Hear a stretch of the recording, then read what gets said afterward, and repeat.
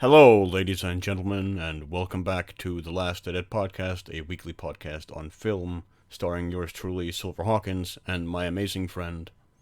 Citizen Slave. Hello there.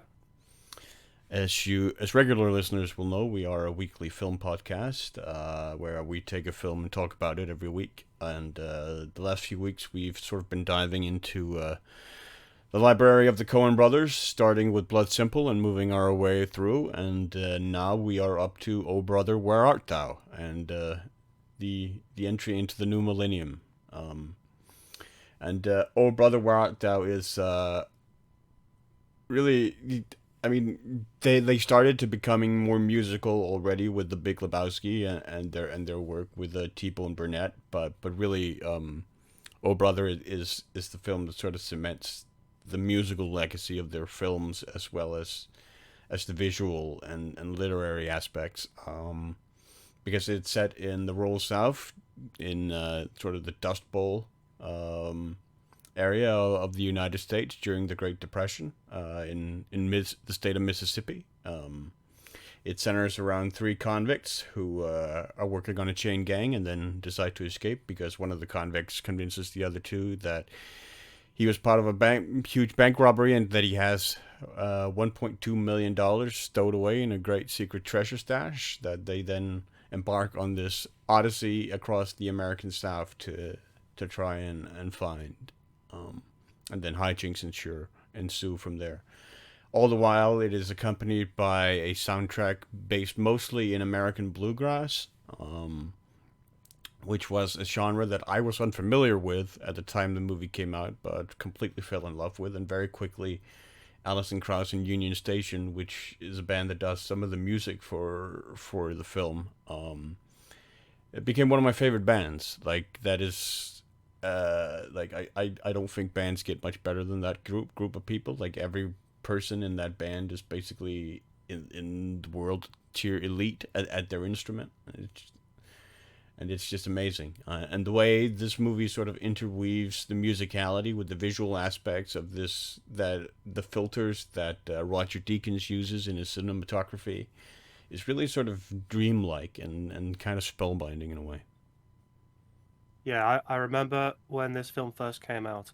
Like I mentioned last time that I didn't get to Big Lebowski when it released. It came later when I was at uni a few years. But this film, I remember a real genuine sense of excitement. Seeing the setting, the fact it was loosely based on Homer's Odyssey, the music, the trailers, etc. I really was so excited for this to come out, and it didn't disappoint in any way. I think it has one of the best soundtracks in movie history. I can't think of a film that's much better than the soundtrack for this film. Every song lands, every version of the song lands, every um every point at which the soundtrack is placed, a song is placed, and then diegetically or non-diegetically is magical at times, and it suits the wonderful, as you said, dreamlike visuals that we often get. It's it's one of those films that just carries you along with it. Just you sit back and you just enjoy the absurd situations that three central protagonists get into, and all the wonderful rural shots that Deakins, encapsulates amazingly in his cinematography. It's a beautiful film to look at. It's breezy to sit through, and yet it has so much gravitas in many of its characters. It's one of those films that I hadn't seen in a little while, to be honest. It wasn't like The Big Lebowski where I watch it every 6 months or year or so. It's been 3, 4 years, maybe something like that. But it's one of those films that brings an absolute smile to my face. And one of the funny things is, you and I, we often will sing along to films to certain soundtracks. We did that with Big Lebowski. We've done it before with certain films, but this was just like it karaoke. Every single time a song came on, you and I knew every lyric because we've seen this film so much, and we just treated it like a sing along as we were watching it. And it's very rare for a film to have such wonderful songs that will make me just want to sing throughout it. And this is one of those amazing films for me. Yeah, I mean, there's I mean, the movie opens with music. It opens with Harry McClintock's rendition of a Big Rock Candy Mountain, which was sort of a hobo Big anthem Rock at the Candy time that Mountain. he Yeah. recorded, and I think he recorded it in '29 or something like 1929. Mm. But yeah, and then it opens with like the shot of the three guys, George Clooney playing Everett Ulysses McGill, and John Turturro playing Pete Hog Wallop, and Tim Blake Nelson playing Delmar Odell. And they sort of make their way across the fields as they're chained up together, ducking and covering to sort of try and stay hidden in a quite amusing fashion. And then they make their way to a passing train, which was, of course, not a pretty common thing back then, because quite a substantial a portion of the U.S. population at the time were hobos, where they were basically traveling, hopping on the trains, and traveling from town to town to try and find work because there wasn't any work, and so they were just sort of migrating wherever the work was, and they usually did that often by rail and often by by illicit rail, by like stowing away on the trains, and as Everett manages to actually board the passing train. We do see that there are actually hobos on board the train, sitting there already in the boxcar. But of course, he's pulled out of it because Pete cannot keep up with the train, unlike Delmar and Everett.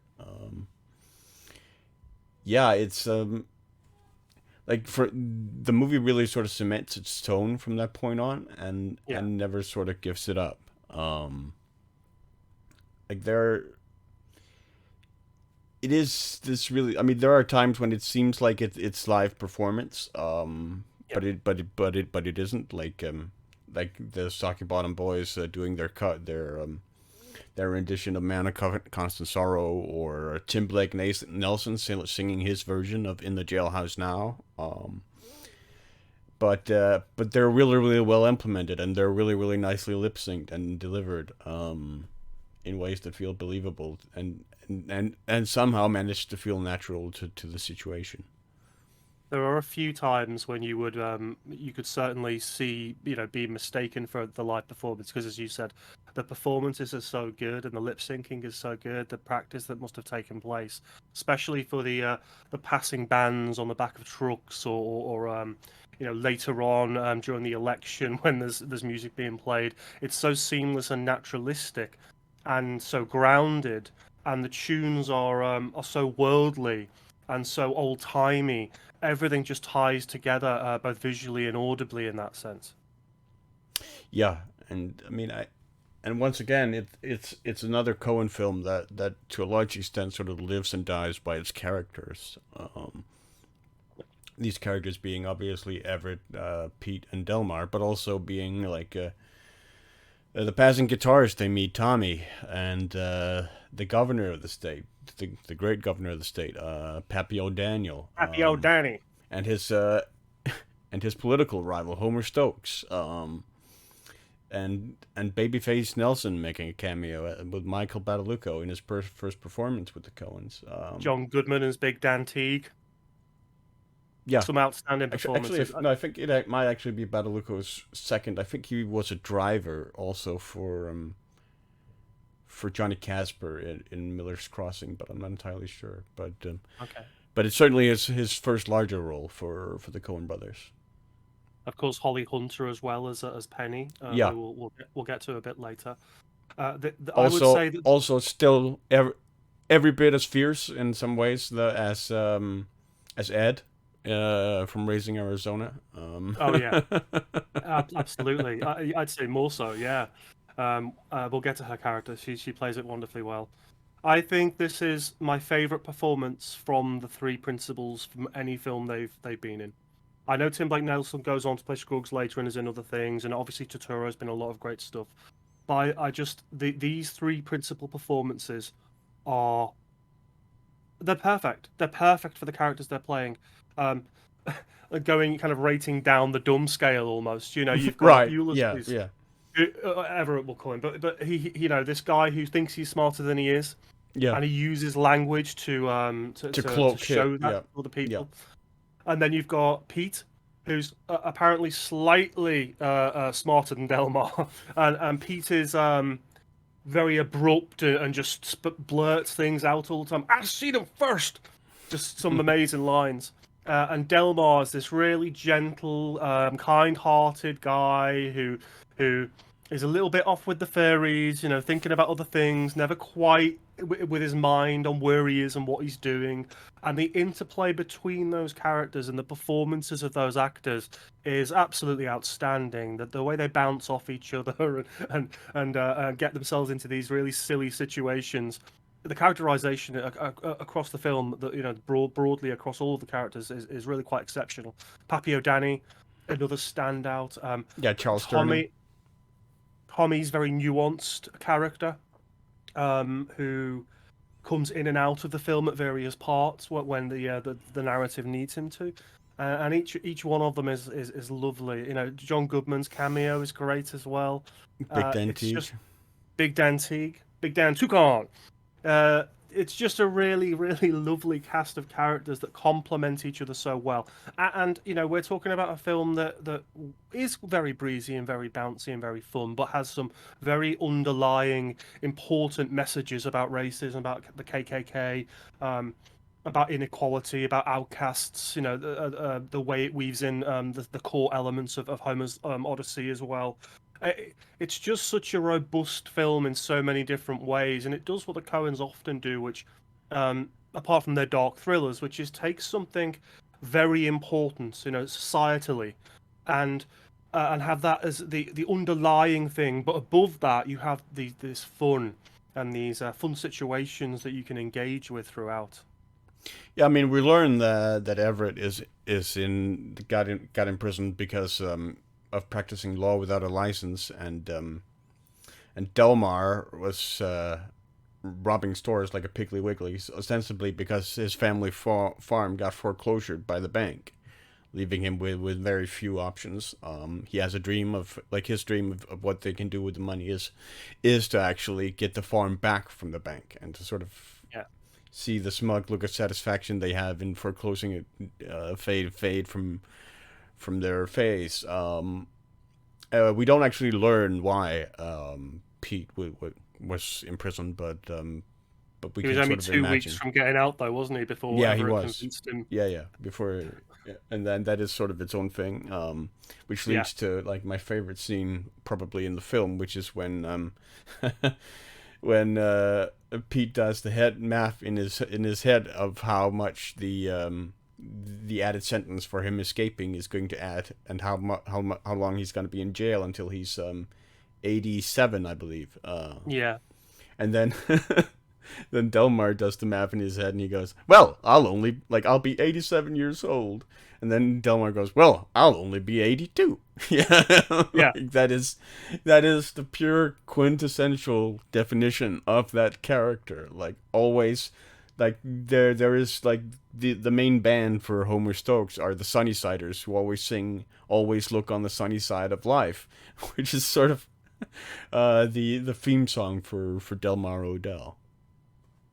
Delmar is quite possibly my favorite character in this film. He's so optimistic about everything. It's so I mean, it's positive. impossible not to love him, not to fall completely in Yeah, love with him. Yeah. he's such a lovely character, and he's always he's the heart of the film. He's the heart of the group. He always looks past people's flaws or past situations that many others. Yeah, Uh, there's no judgment whatsoever from Delmar. no, no, absolutely not. He hasn't got that in him. And there's so many wonderful moments. You know, the moment, for instance, when they come across that they've okay, so that we won't do every scene. We've been doing that with the last two, and it's been taking us an hour and a half each podcast. But we'll pick out the important ones in the central narrative. Um, when they first come across Tommy, who's this guitarist who sold his soul to the devil to play the guitar wonderfully well, and he's at this crossroads, a literal crossroads, and the three meet him, and they come across, or he mentions that there's this place that you can sing into a can for money, and so they get to this place with this this wonderful character who speaks like care. Played by Stephen Root, yeah, who Stephen is Root the proprietor of the radio station. he's so good. And so they kind of lie about who they are and what race they are, and then they flip it and lie about there being a fifth member and all this stuff to get paid. But they sing "Man of Constant Sorrow" with Tommy on the guitar, and unbeknownst to them, once he's recorded it, it becomes this hit across the South.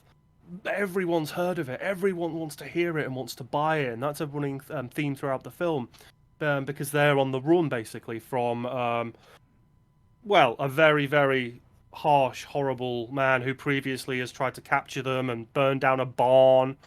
What's that one repeated line in the barn that Everett keeps on saying? Oh, we're in a tight spot. We're in a tight spot here. We're in a tight spot. And it does that thing again where the Coens have got no qualms, because in real life we repeat things. We repeat. Every person has their own idiom and they have their own lines. I probably say the word sublime about 29 times every podcast. But you have these little idiosyncrasies that within the characters themselves in the dialogue, and the Coens are not afraid to let a character repeat something, not just once or twice, maybe bloody 8 times in a scene.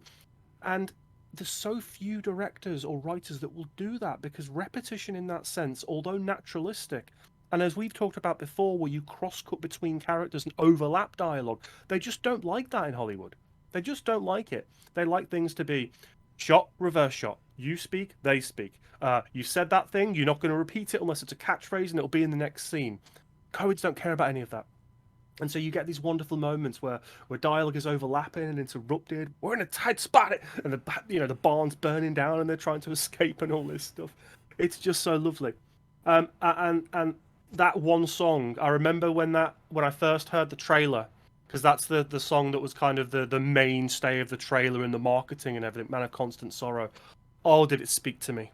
Spoke to me so much. And as you mentioned, where the music came into you and you started listening to Alison Krauss and the bluegrass stuff, that was my way in audibly. And as soon as I heard that piece of music, I knew this film was going to be something very, very special.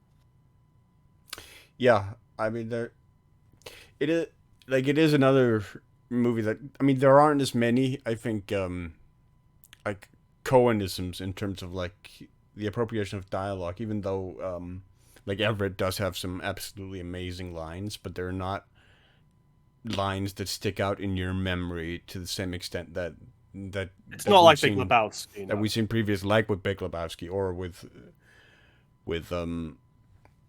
Hot Sucker Proxy, with For Kids or whatever. But yeah, I mean the dialogue, like you mentioned, like Everett cloaks himself in this being this sort of articulate, sort of worldly guy. But of course, it's all the front, which is also evidenced by the fact that he went to jail for not actually having a practicing law without a license. He didn't actually have the education to get himself to go through the bar. Yeah, it's like, it's just layered, and there is this running critique also with the political campaigning, where you see Homer Stokes campaigning brilliantly using political theater, and the whole commentary there in the way he stands up for the little man, who's literally a little man. Yeah. And uses that entire framing to sort of deliver the punchline of, it's time for reform, it's time to sweep away the old order, and with a literal broom. Of Pappy O'Daniel, and then bring in the new. Like, the entire framing of that is genius. Like, it is one of the best political commentaries I've ever seen. And of course you have the incumbent, Pappy O'Daniel, as you mentioned, played absolutely brilliantly by Charles Durning, my favorite role for Durning, who had a number of amazing roles over his career as one of the finest character actors working in film. Like the idiocy of his sons, like constantly having to sort of put up with him. One of the best shots in the film is when they're sitting on his porch, and I think all 3 are his sons. Like, all 3 of the political folk are his sons. I think on IMDb it said that 2 of them were staff, so I think it might just be the larger, younger one. Okay, It's right. the son. Right, so his political staff, and so his two like political campaigners or campaign staff are sitting there arguing whether they're going to get kicked or slapped in the behind by Homer Stokes, and the way Durning sort of turns into the frame with his cigar, and his cigar just sort of lowers as they're having this very serious discussion about whether they're going to get kicked or slapped in the butt. Is brilliant. Yeah. It's a testament to the character actors in this that there's so many funny moments with lofty ambitions in terms of meaning. Isn't like we said, it's these underlying important things, political situations and racism, the Ku Klux Klan, poverty, all these things. But the characters are so wonderfully played that you feel this sense of fun almost in not every scene. There was some very well, there are some very dark scenes, but they are still played out quite fun. There's a moment quite early on. So they record the song. It goes, out into the airwaves, becomes incredibly successful, and they want to find the band so they can record more because people want it so much. But they're unbeknownst to the three, or the four, I should say, including Tommy. So they go back to the barn, or out just outside the barn, which is a stupid move as it is anyway, because they were already almost burnt to death there. But the people who are trying to track them down to kill them, to lynch them, have come back. And so they realise this and they leg it. But Tommy has already legged it. He's already afraid. So he's already gone. Because So because we also get the implication from Tommy, like when he talks about selling his soul to the devil, he describes the devil, and that description fits nearly to a T, or pretty much to a T, the description of the main character who's sort of pursuing Sheriff Cooley, played by Daniel von Bargen.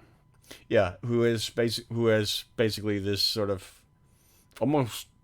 I mean, he does have a face, but he is sort of this faceless, extremely scary entity. These kind of darkened glasses, yeah. Yeah, completely. And the hound. Seemingly completely inhuman. Just this sort of sheer force of will that's pursuing them. Basically, kind of embodying the system is sort of my reading of the character. Yeah. I guess actually I just want to mention that scene before I move to the one I was going to talk about, because there's a lovely scene where they're all sat around the campfire, and Tommy sings this amazing blues song, beautiful song, and they're talking about what they'll do with the money and this kind of thing, and it's a really lovely balanced scene. The music is great, and then at that, just after that they realise that the sheriff is there with his cronies, and Tommy legs it.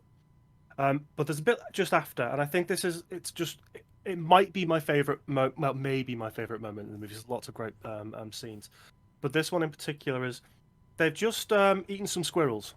It's squirrels, isn't it? Is it squirrels? Yeah.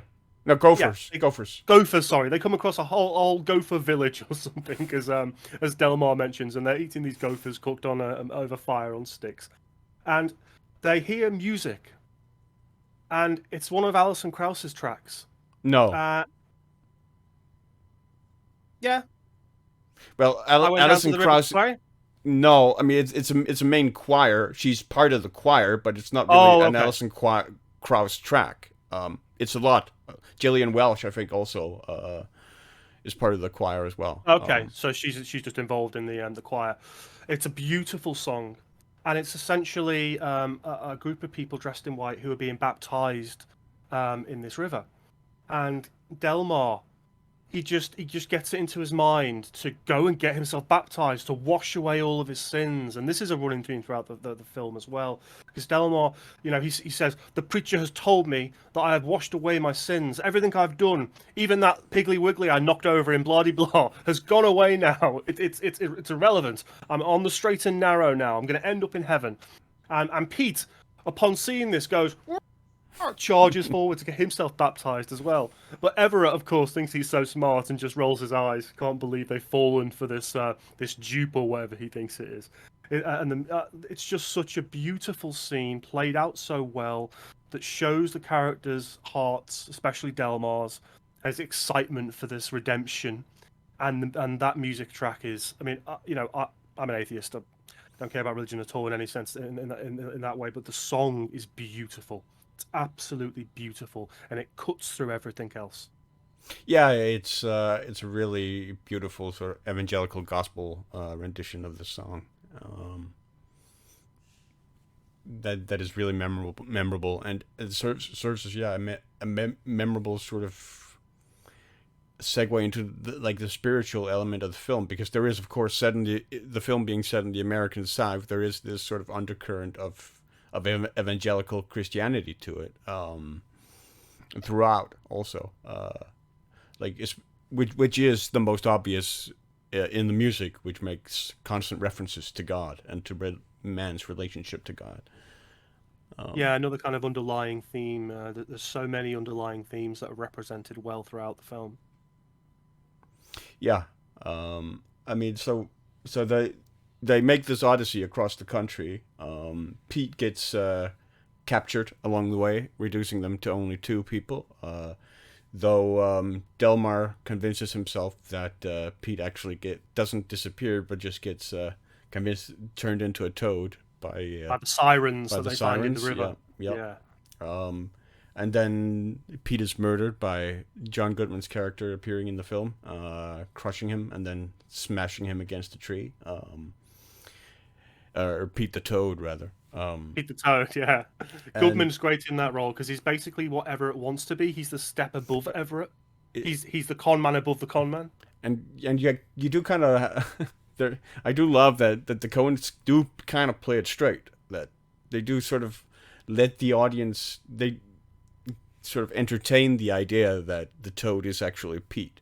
But the moment Goodman, or Big Dan, murders Pete the Toad, and we cut away from the scene where he beats up Everett and Delmar, we cut immediately to Pete getting whipped, and we immediately realize, no, that Toad wasn't Pete. That Toad, we are still in sort of the earthly realm, as it were. We don't sort of make that transition into the magical or like supernatural in that sense. There's that moment on the back of the truck with Delmar and Everett, who are passing by the chain gang that Pete's now in, and Everett just, has Pete got a brother? Because he's just kind of caught a glimpse of him and realised it might be him, or it can't be him, can it? Very, just those little moments are very cool. I like the bit in the cinema as well. So there's a point at which Delmar and Everett are in a cinema watching Yeah, a film. this comes after they head back to I forget which town they head back to, but where Everett's wife Penny is, and he confronts Penny at the store. Which is another great scene. We should scene. talk about that. Yeah, we should talk about that. Like you get the first introduction you get is Pete seeing like the political campaign in that town of Homer Stokes, giving the musical performance, and then introducing the little Warvey gals, and then you learn that those girls are actually Everett's daughters. He's a suitor. Yeah, and that Everett actually came here because his wife is getting married to another guy. And so he goes to confront his wife and the other guy at Woolworths. There's a Woolworths. Yeah. And she, of course, makes no secret of the fact that he's not really husband material. Like, he's not stable. He's not bona fide.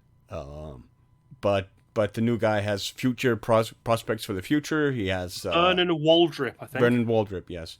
He has, and he's the head of the political campaign for the campaign manager for Homer Stokes' political campaign, and that he has future prospects and whatnot, and Everett does not, and so Everett ends up trying to fight Vernon. Does not go well for him. He gets kicked out of Woolworths, and then I love the stances that they're fighting with, because Everett's like this, and then Vernon's like this.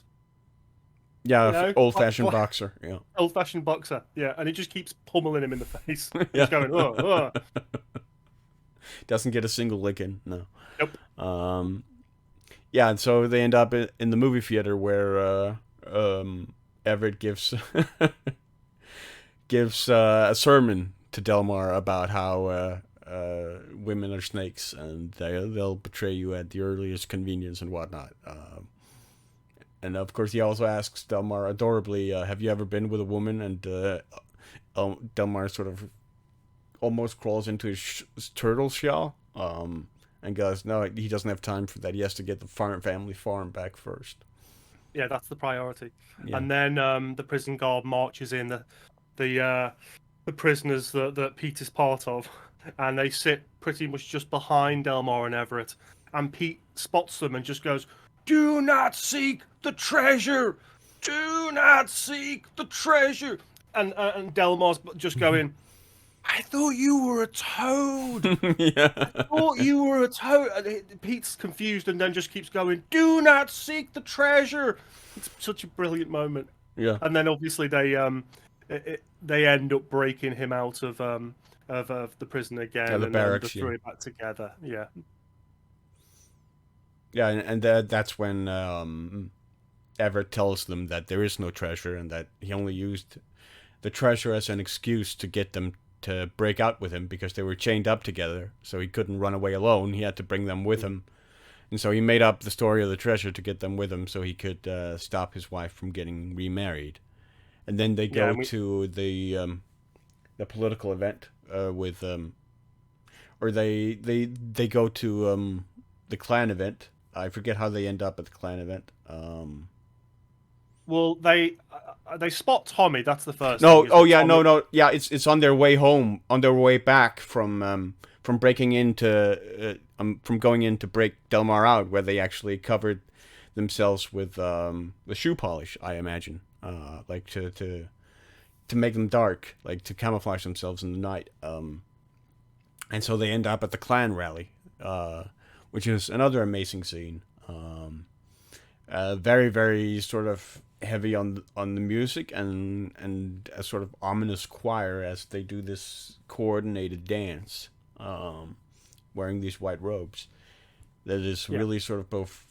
It's eerie, it's beautiful, and it's horrifying all at the same time. Especially in the current climate in the world, all the stuff we've seen over the last year or so, it hit home even harder than maybe it ever did, and that's important, I think. But you're right, there's a haunting beauty about it. You're just horrified at the same time, and then obviously the three of them spot Tommy, and they realise they've got to try and save their friend.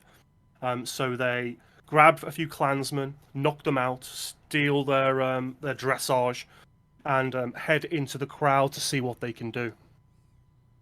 Yeah, for sure. Like they, I mean they, you know, they knock out the color guard, or color guard, as it were.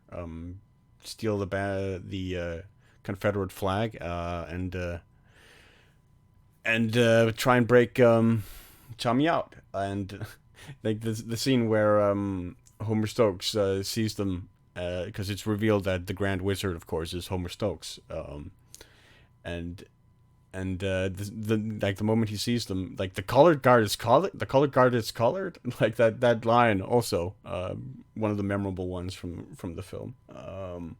Like who made them the color guard? Yeah, like also a funny scene. And then we get Big Dan getting his comeuppance with of course, Big Dan with a very convenient hood, a very, very distinctive and recognizable hood that makes it easy to discern who the character is, even as he is dressed in clan garb. And of course, he's the one who spots them, and there's that. He smells Everett's hair pomade. Yeah. Because, of course, the running gag of the film is that Everett is very particular about his appearance, and especially about his hair. Like, he uses a hairnet during the night, and is a very, very heavy user of the hair pomade, Dapper Dan. I'm a Dapper Dan man! Yeah, and he doesn't like using other brands. It has to be Dapper Dan. No, he does not. That's that one moment in the store. Do you remember that? Yeah, that store has the best line in the movie. That moment in the store, actually, when the store clerk tells him that he can't get any Dapper Dan, he only carries FOP, and he can't get any Dapper Dan, but he can order it, but he'll get it in a couple of weeks. And so he's also Everett has made other requests that I don't remember, but they also would take a couple of weeks to get there. And then Everett says, "Ain't this place a geographical oddity? 2 weeks from everywhere," Yeah. which Such a is, good I line. think, the best line in the movie. Yeah. So yeah, the flag is launched into the air, and it's not supposed to touch the ground. And Big Dan is under it, and he's moving about, and he catches it in both hands. No, he doesn't even move about. He stands there completely still. Just waits. Yeah. That's great. The And way then, he catches it. and then of so course, forcefully. if you notice, he actually pulls like the flag down, so he does actually get the flag ostensibly to touch the ground because he puts Yeah. the end of it down toward the ground as he lowers the flag. Thus failing in his initial Yeah. attempt to stop the flag. And is then punished when the flaming cross lands on him. Yep, and yeah, that's him done. It's a very, very well choreographed scene in terms of everything that happens, the amount of people that are in it. And you get Ralph Stanley doing his rendition of "Oh Death" to sort of haunting efficacy Yeah, or effect. yeah, it's very, very effective. And as I said, I think it's more prevalent now than it's ever been, given the world circumstances. I, I think there's a lot of really cool moments in this film, but the way we get to that political, it's like a political dinner, I guess.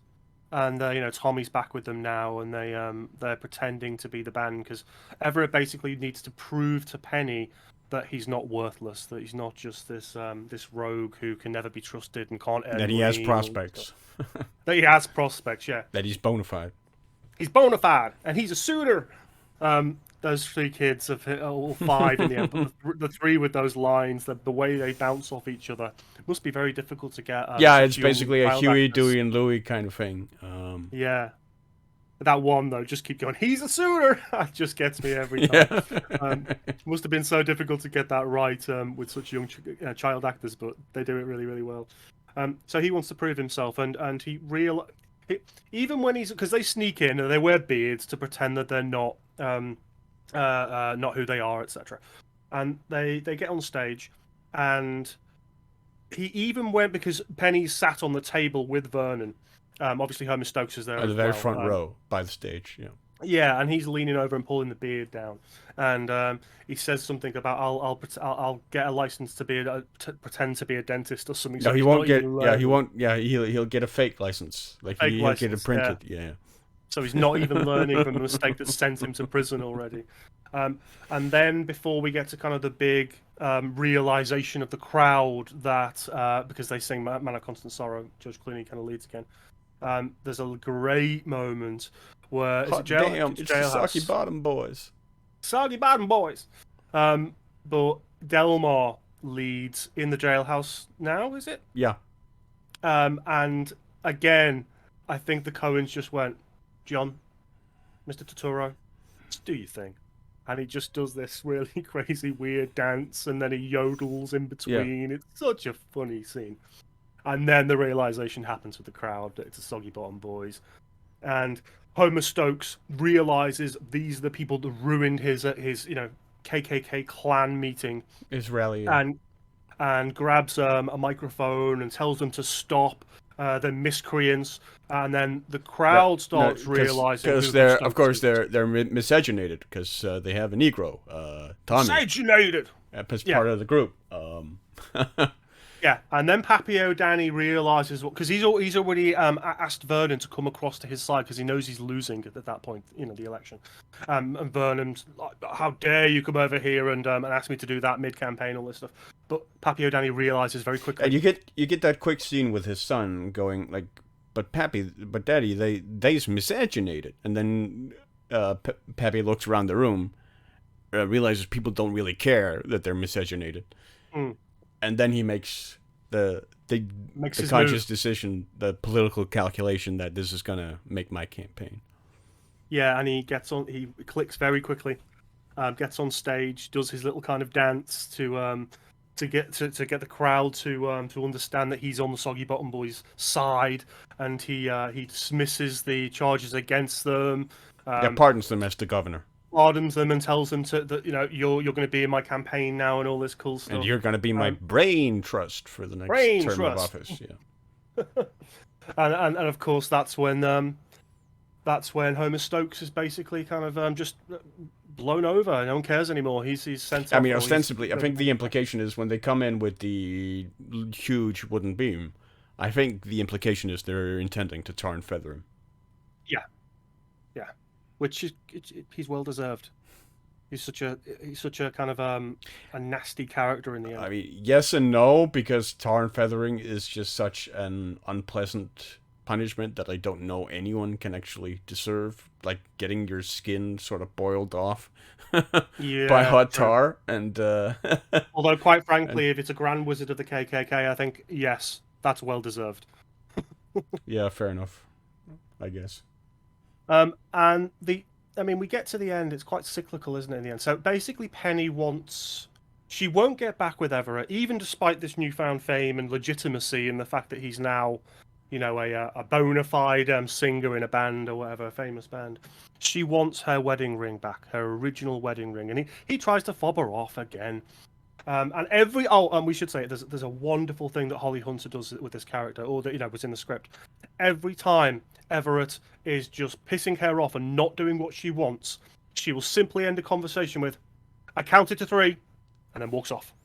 And once she's done that, it's done, it's over. He must do that Yeah, thing, there's no appeal or court. Yeah.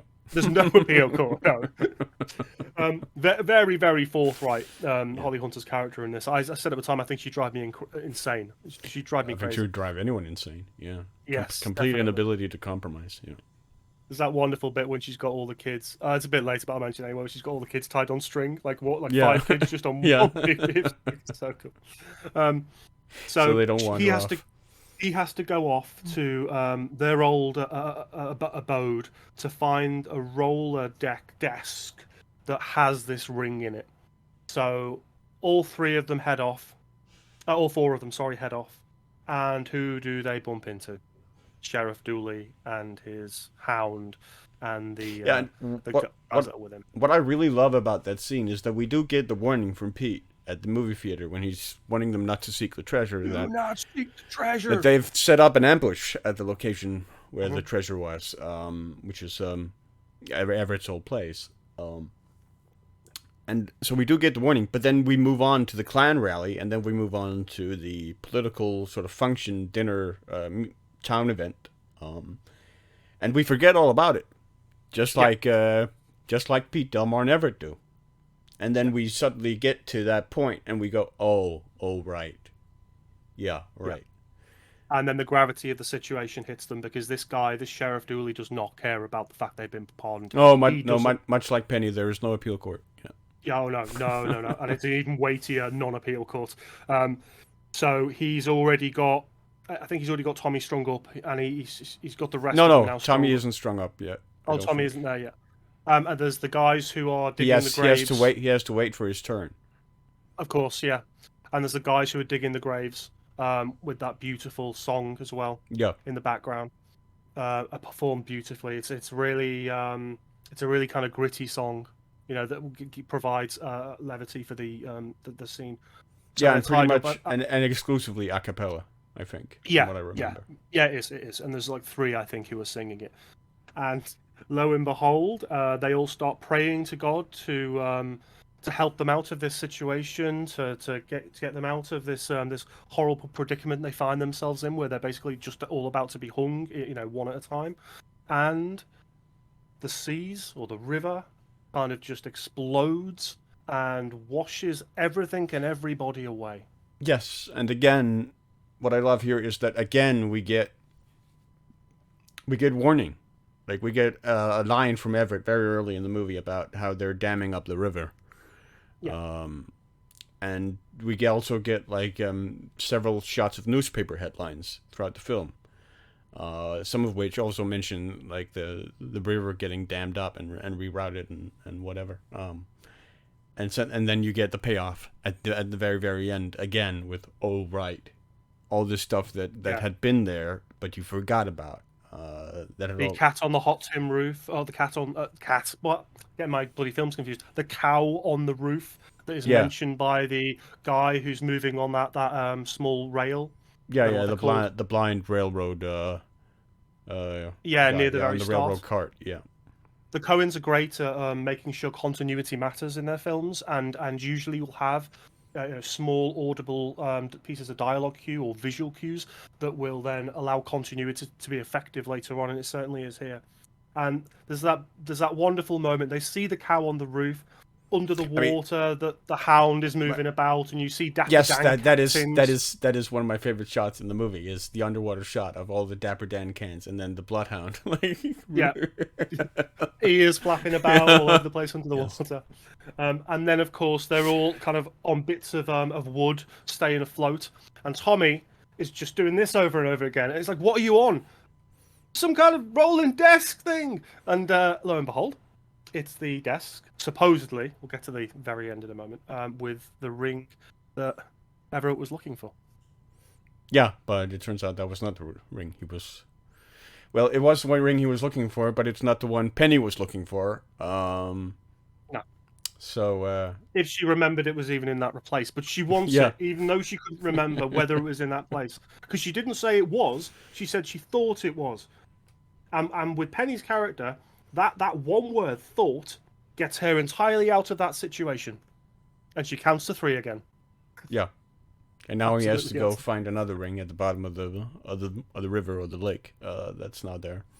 Yeah, but it's just brilliant. It's another wonderfully cyclical narrative with it's one of those films that again it's really easy to watch, but it's got a great deal of meaning sewn and stitched throughout a lot of its scenes.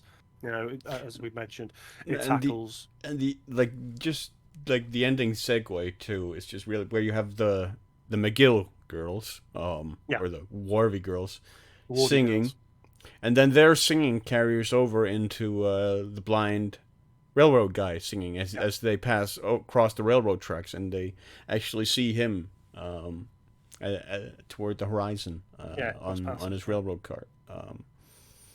It's really it's a really beautiful way, I think, to end the film. And yeah, it's just it's a fun ride, like you mentioned. Like, I mean, that's what we say at the end of nearly pretty much every Coen film is they're a fun ride. You just sort of sit down and then the movie's over, kind of. Yeah. Like the pacing is so good. Even though it's like The Big Lebowski, it's really kind of these sort of disparate, separate stories that just sort of happen. But it's incredibly engaging all the same because the characters are so relatable.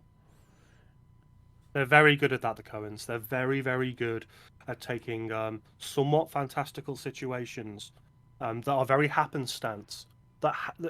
As we mentioned, Big Lebowski, you mentioned, the one of the reviews that you read kind of hit the nail on the head when it wasn't that the dude had his own narrative; it was the narrative was happening to him, and it's very much that way here. They keep happening across these situations, or situations just happen to them, and again, it's one of those films I think you could, if you turned on TV and it was on there, you could just watch it at really any point because you'd come into a particularly cool moment and be able to enjoy that situation.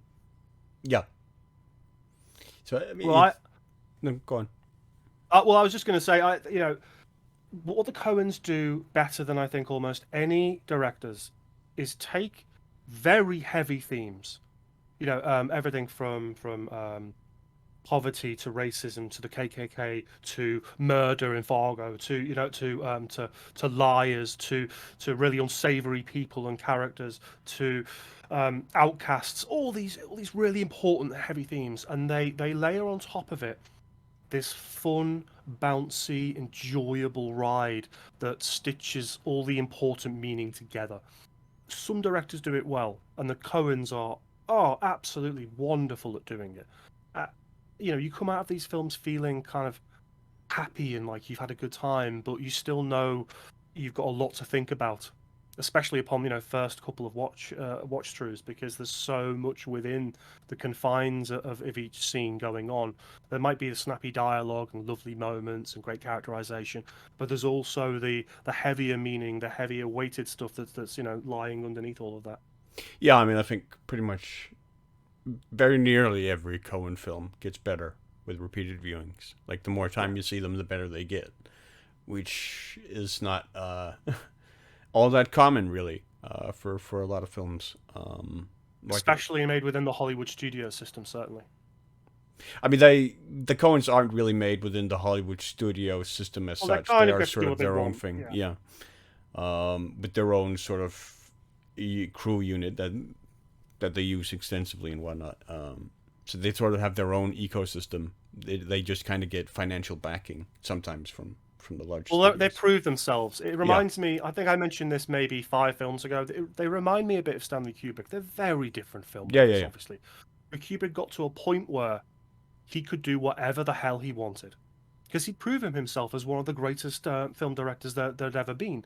And so Warner Brothers was just like, Stanley Kubrick, he can do what he wants. And the Coens can do that because they've got such a wonderfully eclectic and successful filmography. Yeah. I would completely agree with you there. Well, that it's one of my, as I said, for me, it's got one of the best, if not the best. The I best mean, is difficult because it'll straining across the Arnolds of film, the soundtrack is just for me so good. the only thing that obviously comes close for me is Inside Llewyn Davis, which is one of the ones you haven't seen. Yeah, So I'm gonna be interested to see your reaction to sort of that film, because that does sort of that film does a lot of musical stuff that this one does.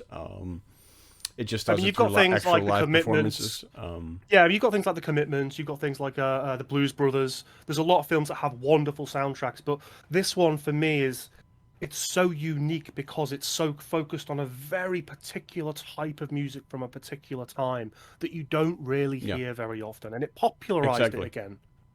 You just don't see that very often. So the soundtrack's amazing. As I said, I think the three principal performances are, in my opinion, their best performances of their careers.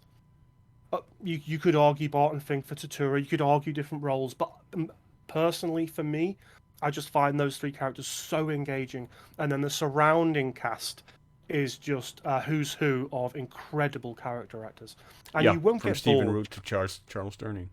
Yeah, and you're not going to get bored. This is a film, it'll make you feel excited and happy and engaged, and each situation will draw you in. Absolutely, I completely agree. It's a definite recommendation, for anyone who hasn't seen it, and for people who have to see it again. Yes, it is a fun ride, and it is like you said, it is a movie that puts you in a good mood. It's nice characters. They're pleasant to be around, even if they are criminals and outcasts. Like there And dumb is, as a bag of hammers. yeah, um, like there is just a nice, pleasant atmosphere to the movie, even as it deals with a lot of heavy themes from its setting. It is, yeah. So going forward, the next film we're going to take a look at is The Man Who Wasn't There, which is in my top three of the Coen brothers, along with Inside Llewyn Davis and Miller's Crossing, probably. It's the film that won them the grand jury's prize, which they split with I forget who. I think yeah, David Lynch for Mulholland Drive. Oh, okay. They split the Cannes Directors Award with him that year in 2003, I believe. And it's a film shot entirely in black and white, and one that really goes into noir territory for the Coens, which they've dabbled in extensively until now, from Miller's Crossing, even kind of in parts Barton Fink, and then also kind of in parts Big Lebowski. Really, sort of The Man Who Wasn't There is their magnum opus in the noir sense. It is probably the most visually stunning, beautiful film they've ever made, which is a very, very high bar. It is, I think, the best film Roger Deakins has made cinematographer has like his best work as a cinematographer is with The Man Who Wasn't There. So that's a high bar. I'm aware of that. Very high bar. Blade Runner 2049 Yeah. is. Yes. Mm. But yeah, so we'll be looking forward to watching that again. I haven't seen that in a long time actually now. Like I think it'll be I'm not sure 6 years. I've ever seen it all the way through. You know, I know it's Billy Bob Thornton who's the lead, isn't it? Yes, as Ed Crane the barber. Yeah. If I have only ever seen it, it's only been once. So this will be a pretty much fresh experience for me, which Right. I'm looking forward to because everything we've seen so far and a lot of what is to come, I have seen a lot of. So Yeah. and you're a little bit more familiar with the entire catalogue of Coens than I am. So to have a couple that I haven't seen is actually really exciting. Yeah, like exciting for me too to see what you think of it. I love film Absolutely. noir. Obviously, we've covered some on the channel. You know, it's one of my favorite genres. So yeah, I'm really excited to see this one. Yeah, I mean, there. I could go on about The Man Who Wasn't There. It's also because it is partially very heavily inspired by Camus' book The Stranger, and Camus, of course, being one of my absolute favorite authors. And sort of that vein of French existentialism and absurdism that lies as an undercurrent in all of the Coen's work is really prevalent there. So we'll probably get to talk a lot about that, I imagine, next episode. Cracking. That's really, really cool. Okay, well, this has been the Last Edit podcast. We continue our cinematic odyssey of the Coen brothers' wonderful work with The Man Who Wasn't There. I have been Citizen Sleeve. This has been. Silver Hawkins. And talk to us in the comments. What are your favourite moments from this film? Have you ever even seen it before? Did you enjoy the soundtrack? What are your favourite songs? What are your favourite characters? What are your favourite moments? My God, this film is so dense. Talk to us about all the greatness that we have talked about during the podcast, and of course, if we've missed anything as well, any moments that we've kind of just gone over very quickly or not mentioned that you love. And we will catch you in the next Last Edit. Take care. Take it easy.